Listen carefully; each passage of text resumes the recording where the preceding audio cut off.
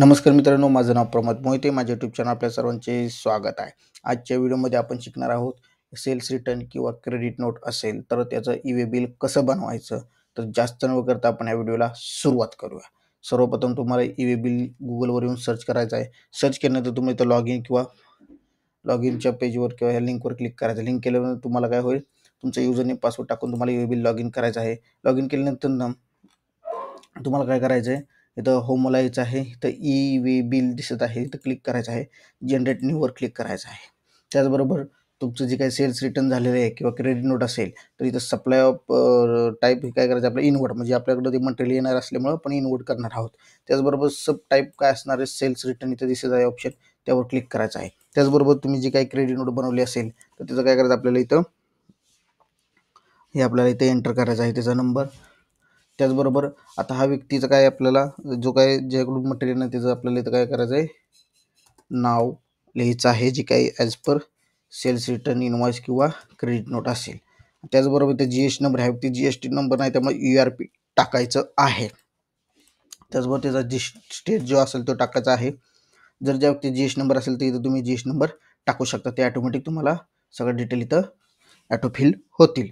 आता ह्या व्यक्तीचा GST नंबर नसल्यामुळे आपल्याला सगळं जे काय आहे ते आपल्याला एंटर करायचं आहे. ॲड्रेस असेल, त्याचबरोबर तुमचं जे काय डिटेल असतील ते इथं तुम्हाला काय करायचं आहे, एंटर करायचे आहेत.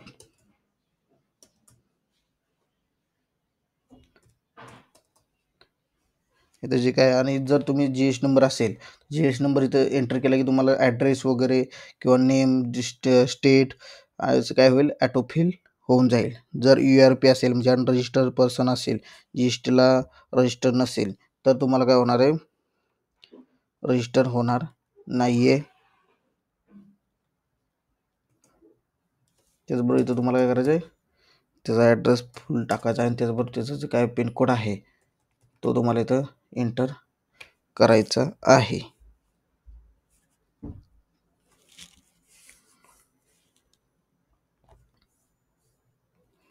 जो काही पिनकोड असेल त्या एरियाचा तो तुम्हाला इथं काय करायचा आहे, एंटर करायचा आहे.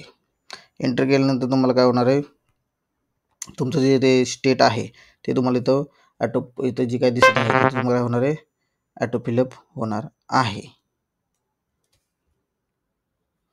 इथं तुम्हाला त्याचा पिनकोड, ॲड्रेस, त्याचबरोबर त्याचा GST नंबर असेल, GST नंबर हे पूर्णपणे डिटेल टाकणे गरजेचं आहे. आता हे टाकल्यानंतर इथं तुम्ही बघू शकता वेस्ट बेंगॉल ऑटोमॅटिक आलेला आहे. त्याचबरोबर ज्यांना रिटर्न येणार म्हणजे आपला जे काय असेल ते ऑटोमॅटिक काय येईल इथं, बिल टू, म्हणजे ह्या व्यक्तीकडून अभिषेक सरांकडून काय होणार आपल्याला इकडं टू आपल्या कंपनीला सेल्स रिटर्न येणार आहे. त्याचबरोबर त्या सेल्स रिटर्नमध्ये काय आहे किंवा काय गुड्सचं नेम आहे ते तुम्हाला इथं काय टाकायचं आहे, एंटर करायचं आहे.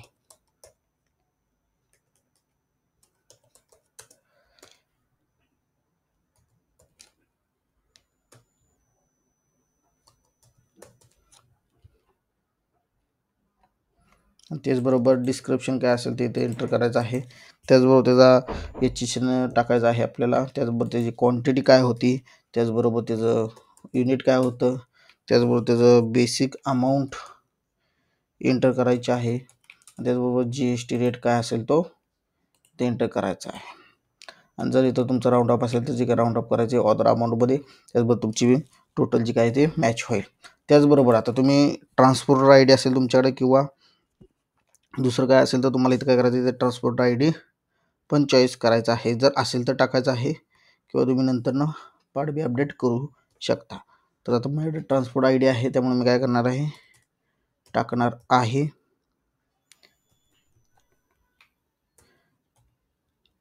ट्रान्सपोर्ट ID टाकल्यानंतर तुम्हाला ऑटोमॅटिक ट्रान्सपोर्ट IDचं नाव येईल. त्याचबरोबर तुम्हाला इथं काय करायचं आहे, तुमचं जे काही डॉक्युमेंट नंबर आहे सेल्स रिटर्नचा किंवा क्रेडिट नोटचा तो तुम्हाला इथं एंटर करायचा आहे. त्याचबरोबर तुम्हाला जे काही डॉक्युमेंट डेट आहे, जी काय तुमच्या क्रेडिट नोटवर असेल किंवा सेल्स रिटर्नवर असेल तेच तुम्हाला इथे एंटर करायचं आहे. आणि काय असेल ते ऑटोमॅटिक येईल आणि इथं सबमिट म्हणायचं आहे. सबमिट म्हटल्यानंतर तुमचं असं ई वे बिल अशा प्रकारे जनरेट झालेलं आहे. अशा प्रकारे तुम्ही तुमचं सेल्स रिटर्न हे किंवा क्रेडिट नोटचं ई वे बिल अशा प्रकारे तुम्ही बनवू शकता. तर अशीच नवीन नवीन व्हिडिओ बघण्यासाठी माझ्या चॅनल सबस्क्राईब करू विसरू नका, शेअर करायला विसरू नका, लाईक करायला विसरू नका. भेटूया नेक्स्ट व्हिडिओमध्ये. धन्यवाद.